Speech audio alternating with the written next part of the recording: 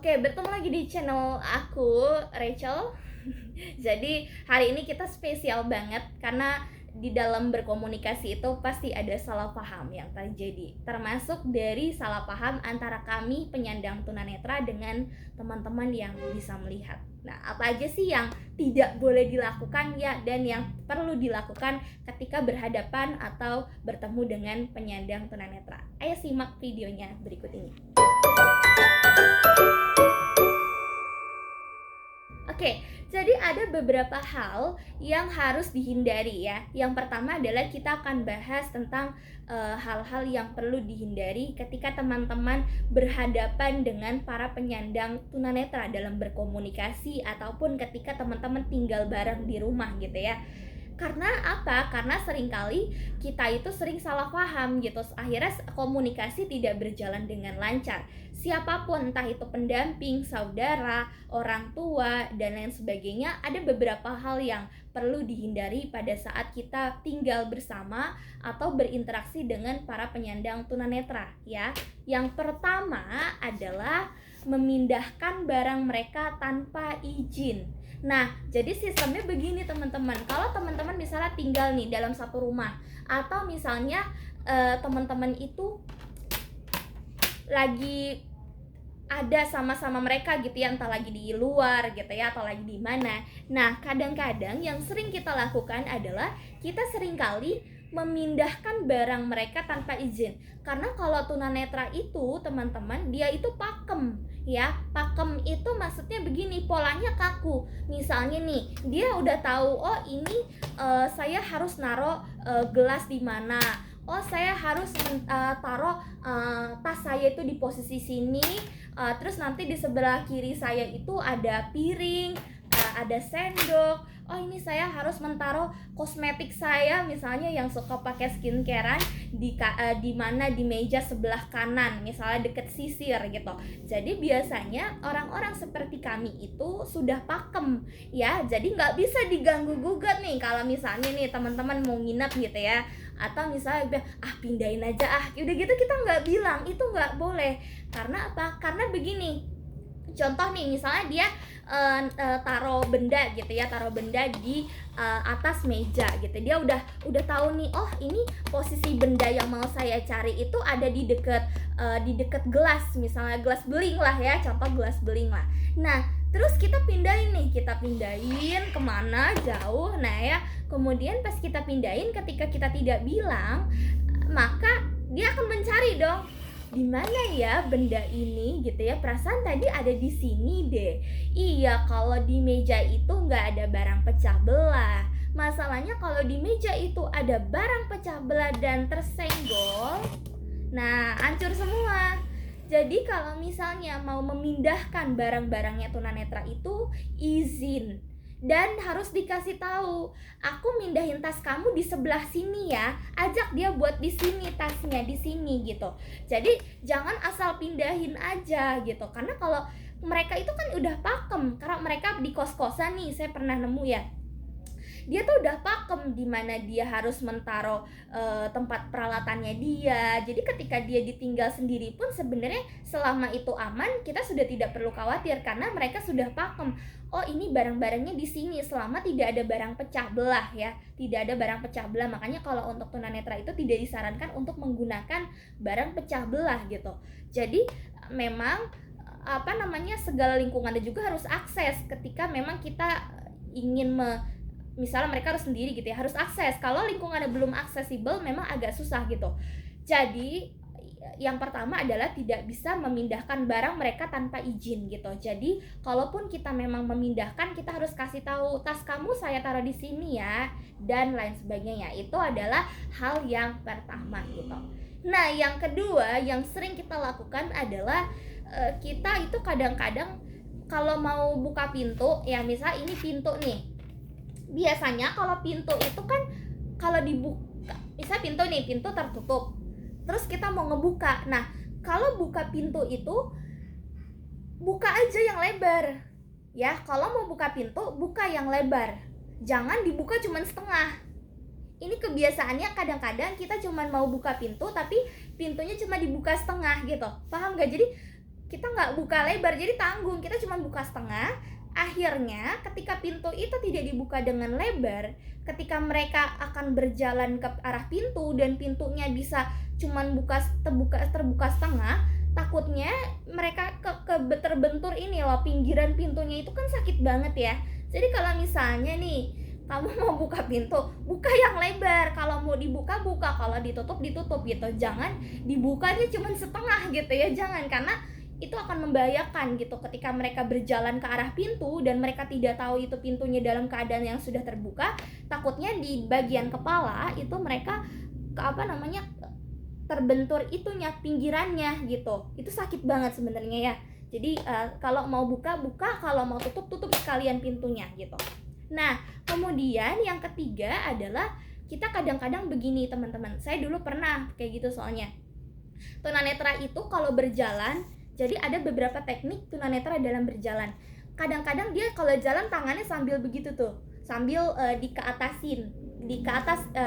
tepatnya di ke atas posisinya itu di depan wajahnya dia gini ya.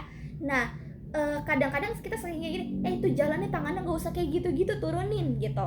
Nah, padahal sebenarnya kalau mereka jalannya dengan tangan yang terangkat, diposisikan seperti ini gunanya untuk melindungi dia ketika dari benda-benda tembok, pintu, supaya ketika mereka terbentur, yang terbentur itu nggak langsung sini, tapi yang terbentur itu tangannya dulu. Ketika misalnya ada pintu yang tidak tertutup gitu ya, yang tidak tertutup dengan rapi, ketika mereka berjalan dengan posisi seperti ini, maka yang terbentur itu bagian lengannya dulu, bukan bagian kepala. Jadi kalau misalnya ada tunanetra yang jalannya begini-begini, nggak usah diturunin tangannya, nggak usah kayak gitu, nggak usah. Karena apa? Karena itu bermanfaat. Karena teman-teman sesungguhnya kalau tunanetra itu matanya ada di tangan, ada di kaki, itu tuh mata buat mereka. Jadi matanya bukan mata ini, tapi matanya mata ini. Jadi biarin kalau misalnya mereka jalannya sambil begini-begini, ada kakinya tuh sambil gimana, itu matanya mereka, matanya ada di situ. Matanya ada di mana lagi? Matanya ada di telinga. Telinga tuh mata buat mereka. Atau ada di hidung, ada di lidah, itu namanya mata. Jadi jangan heran kalau ya karena matanya sudah tidak bisa berfungsi gitu. Jadi jangan pernah ada tangannya turunin, nggak boleh begitu jalannya gitu. Itu nggak bisa gitu, karena apalagi lingkungannya sempit nih ya, dan mereka harus menggunakan namanya ini overhand ya. Overhand tuh maksudnya tangannya gini posisinya, supaya apa? Kalau mereka terbentur, bukan ininya dulu yang terbentur, tapi tangannya dulu. Makanya kadang-kadang mereka suka begini tangannya gitu, dan itu kita nggak heran gitu, jangan heran gitu ya. Nah itu. Terus yang selanjutnya adalah kadang-kadang kita suka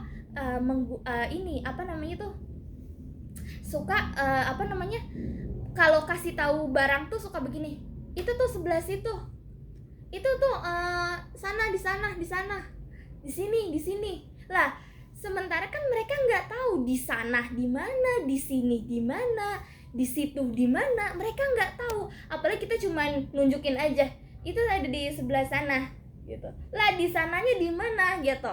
Jadi kalau misalnya nih kita mau kasih tahu sesuatu ke mereka gitu ya, jangan pakai kata ganti, jangan pakai kata yang tidak jelas gitu. Di sini, di sana, di situ, itu ada tuh di sebelah situ, ya mereka nggak akan paham kamu tuh lagi nunjukin ke arah mana. Jadi kalau misalnya mau kasih tahu nih, di mana sih handphone saya, di mana sih handphone kamu, ada di meja dekat gelas, posisinya sebelah kiri tuh, harus detail tuh. Jadi kalau misalnya mau meminta anak tunanetra, nah ambilin HP mama dong, di mana? Di meja itu dekat gelas. Ya dekat gelas posisinya di mana? Di sebelah kiri, di sebelah kanan, di depan gelas, di belakang, atau di mana? Jadi jangan cuma itu tuh dekat ini nih. Jangan. Kalau berkomunikasi sama mereka itu harus detail, jangan cuma deket sini, deket sana gitu ya. Mereka nggak akan paham di mana posisinya gitu. Jadi harus detail. Ada di sebelah kiri, di meja sebelah kiri, di deket tas kamu, di sebelah kanan, di sebelah kirinya ada handphone mama gitu. Caranya begitu ya. Jadi jangan itu ada di meja dekat itu, coba cari-cari aja. Ya cari-cari aja kan mereka juga bingung di mana masalahnya. Itu ya. Nah, itu sebenarnya sering banget ya saya salah paham sama orang-orang yang suka begitu gitu.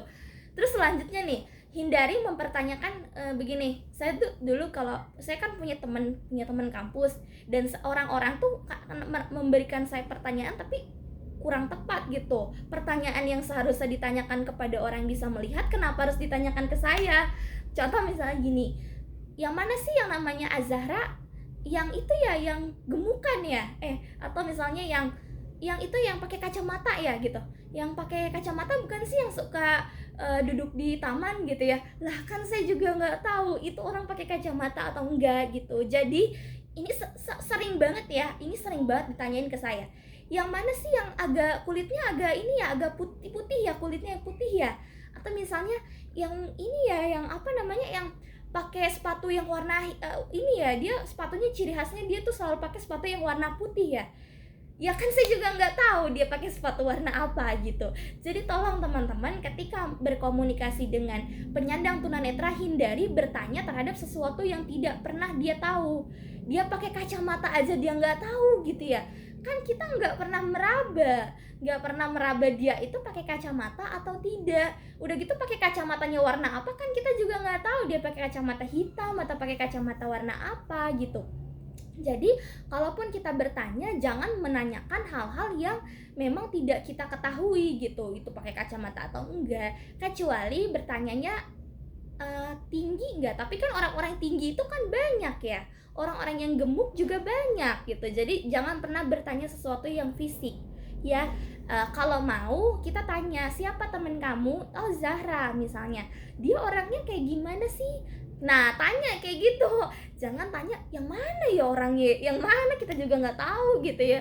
Itu ya, sebenarnya banyak banget hal-hal atau kekeliruan yang sering kita lakukan ketika mau berkomunikasi dengan para penyandang tunanetra tadi gitu ya.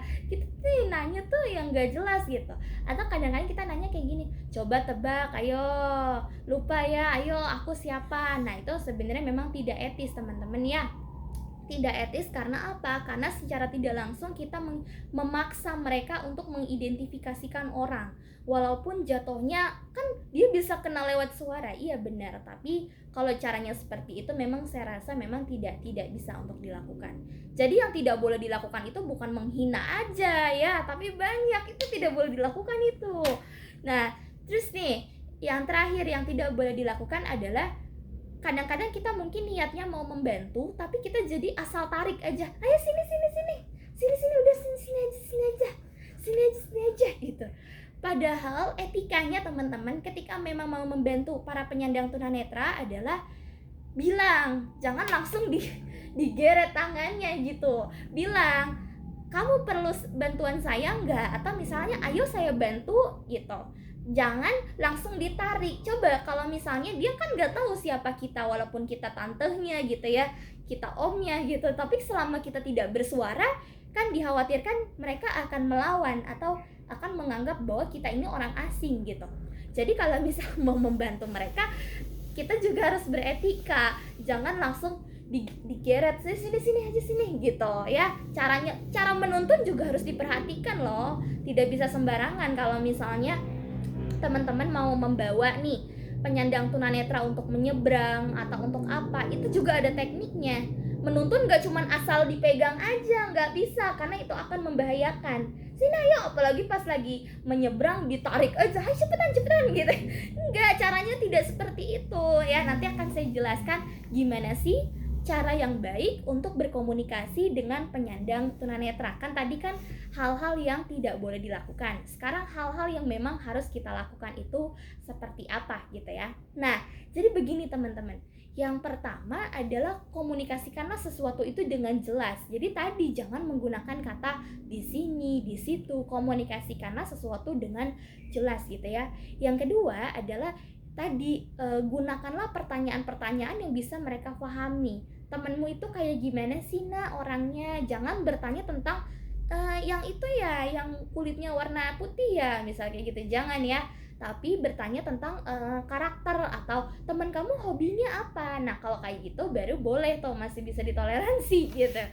Terus nah ini nih, kalau kita mau membantu para penyandang tunanetra itu harus menggunakan teknik. Jadi cara menuntun, cara kita memegang itu tidak sembarangan teman-teman.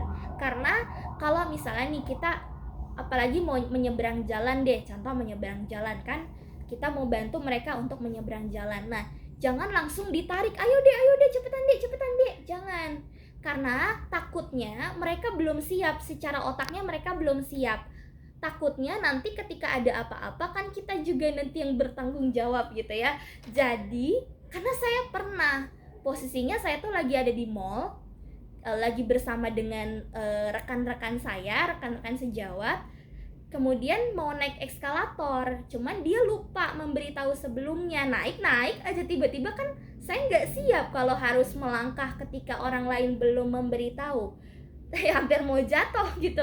Itu jangan sampai kayak gitu. Jadi sebelumnya kalau misalnya teman-teman mau ngajakin menyeberang jalan, atau misalnya mau naik eskalator, atau mau naik kereta atau apa, sebelumnya itu dia udah diwanti-wanti. Jangan langsung mendadak, ayo cepetan, apalagi langsung ditarik, jangan. Takutnya dia belum siap gitu. Kan dia nggak tahu suasana di sekitarnya apa kalau nggak ada yang ngejelasin. Jadi teman-teman jelasin, misalnya, Dek, tunggu dulu, kita sebentar lagi mau nyebrang. Kalau misalnya motor atau mobilnya udah sepi, kita bisa bilang, siap-siap ya, kita mau nyebrang sedikit lagi. Ayo kita nyebrang, jangan langsung, ayo buruan gitu ya. Kan gak bisa, mereka lari aja bingung gitu ya. Jadi kalau bisa memang harus dikasih tahu dulu. Begitupun kalau naik kereta. Nah ini saya pernah pengalaman naik kereta ya. Naik kereta itu kan misalnya nih kita ada letak stasiunnya gitu ya, stasiun misal kita mau turun di stasiun mana gitu. Nah apalagi bagi tunanetra yang belum pernah sama sekali naik kereta, itu bahaya banget kalau lingkungannya tidak aktif. Dia cuma mengandalkan informasi dari pihak keretanya gitu. Stasiun ini Anda akan sampai, dia langsung buru-buru. Kan kalau mereka nggak bisa diajak buru-buru ya. Jadi sebelum ada informasi itu kita udah tahu dulu rutenya.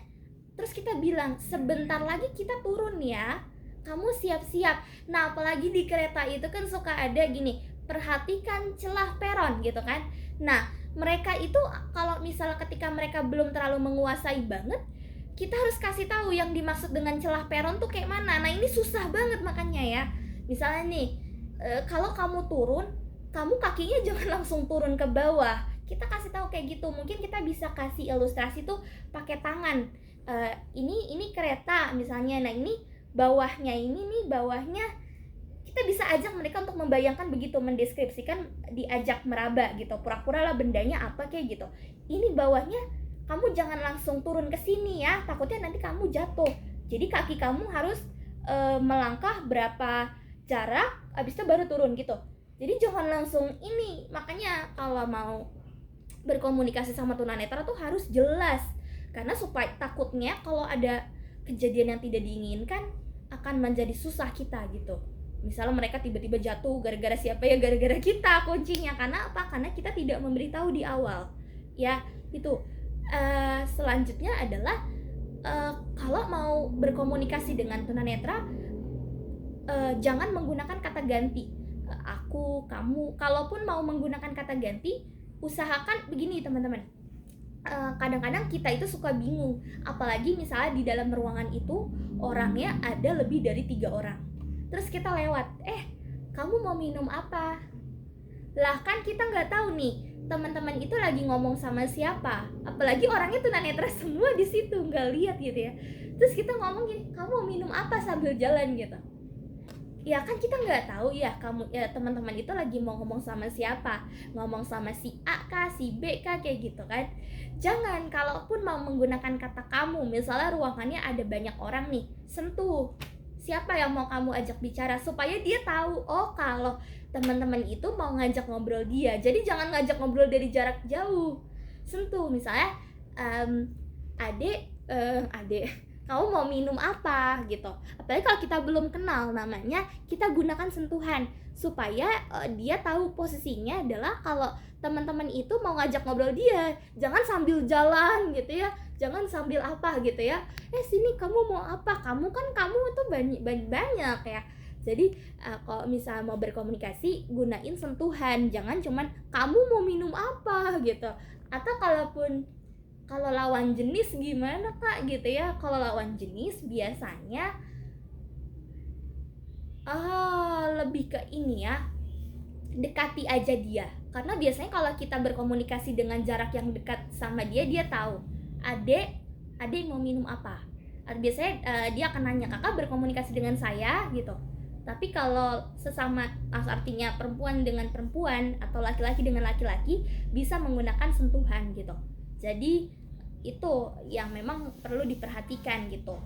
Dan kalaupun misalnya seandainya kita ngelihat mereka, kok dia nggak nyapa ya, tunanetra mah sombong, ketemu aku nggak nyapa, itu bukan karena dia tidak nyapa, sekali lagi karena dia tidak melihat siapa yang lewat di depan dia. Makanya saya tuh kadang suka nggak enak, walaupun orang yang lebih tua, kadang-kadang dia yang menyamperin saya. Karena apa? Saya kan posisinya nggak tahu dia arahnya di mana, apalagi dia tidak bersuara gitu. Apalagi kalau mau bersalaman. Nah kalau mau bersalaman, bukan dia yang nyamperin tangannya ke kita, tapi kita yang nyamperin tangannya ke dia. Karena kalau misalnya mereka atau kita yang berjabat tangan, kita nyamperin ke mereka, nggak akan bisa, dia juga nggak tahu tangannya ada di mana gitu. Jadi itu hal-hal yang memang perlu diperhatikan pada saat kita itu mau berkomunikasi dengan para penyandang tunanetra, supaya tidak lagi ada salah paham di antara kita gitu ya. Nanti enak nih, komunikasinya bisa berjalan lancar, kamu merasa oke dan saya pun merasa oke gitu. Itu ada beberapa hal yang harus dihindari dan ada beberapa hal juga yang harus dilakukan. Selanjutnya teman-teman bisa lebih banyak belajar lagi dari beberapa informasi yang tersedia.